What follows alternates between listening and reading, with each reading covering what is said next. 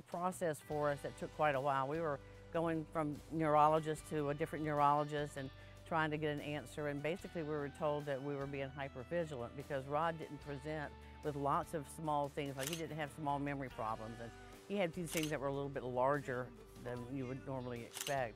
And it was called radical acceptance. And it's an acceptance that goes beyond one's ability to really want to accept. You just radically accept what you cannot change. We can't change this. The only thing we have the power to change is what we do with it.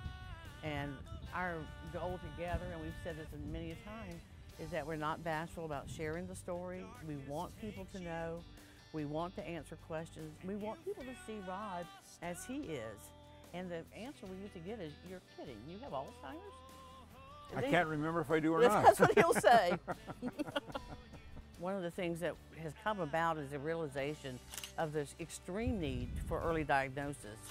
When a person is in early stage, they have the opportunity to participate in so many activities and life decisions while they're still capable. I mean, we don't know, Rod may stay this way for the rest of his life. He may not be able to, 3 years from now, to be able to make a good decision about his own life. But right now, because of the early diagnosis, we're partners. There's nothing to be gained from secrecy. Yeah. Zero. In fact, it goes the other way, because one begins to feel apart and alone, and that's just not the fact. Early diagnosis has an additional benefit beyond the sharing that's possible from the person.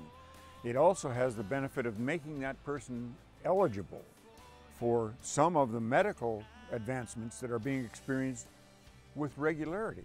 Knowledge is power, and that's where I feel like I have my control, is I have the ability to understand what's going on. If I'm in a vacuum of indecision or concerns that aren't being voiced, to me that feels powerless. And so for me, I would say, you know, take the power that you have, seek an answer, and then go forth with it. Right now, we're living every day to its fullest. The way I look at the rest of life, I'd be thrilled if the bugles sounded right now while we're taping this. That'd be fine with me.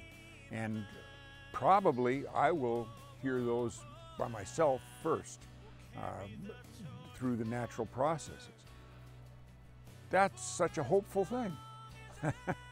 And so the rest of this is awash in hope.